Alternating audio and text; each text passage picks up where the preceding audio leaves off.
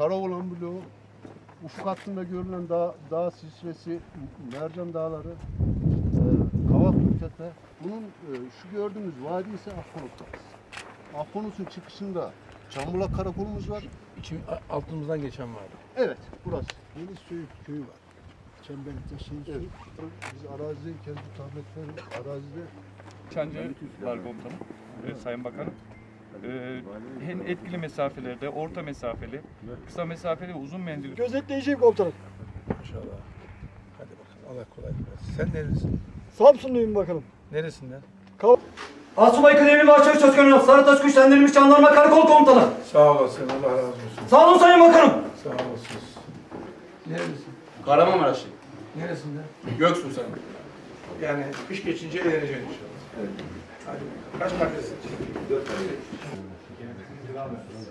Gıda mühendisi. Manisa'dayım Sayın Bakanım. Neresinden? Alaşehir. Maşallah.